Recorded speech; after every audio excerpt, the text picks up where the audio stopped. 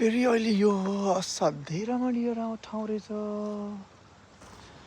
यो पनि pension valley के रहेछ। यस्तो राम्रो ठाउँ यो पनि असाध्यै राम्रो रहेछ। यस्तो राम्रो रहेछ यो पनि आनन्दसँग बस्नु निम्ति। खोला पनि रहेछ। यो पनि पेन्सन भ्याली नै पर्यो।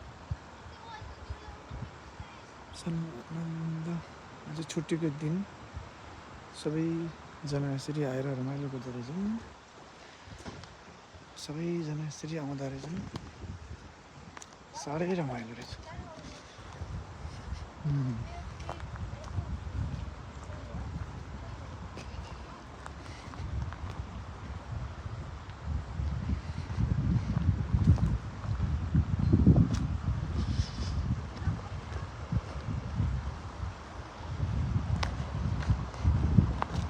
के आनन्द रहेछ ठाउँ चाहिँ।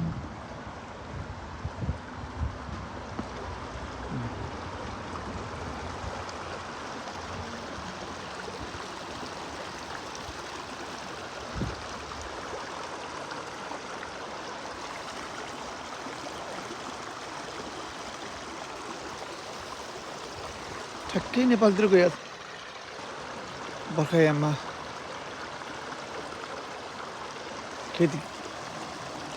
खेतबारीमा लाग्यो पानीको याद पो आयो त। पोलो ट्याक्कै त्यसो छ।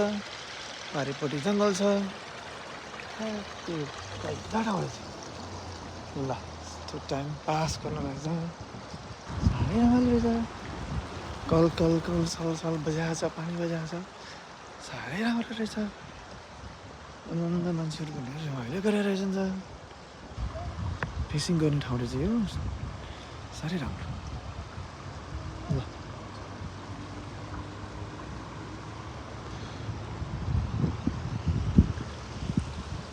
यो सर्ट भिडियो हेरेर बस्नुभएका सम्पूर्ण महानुभावहरूले कस्तो लाग्छ सो प्रतिक्रिया पनि दिनु होला।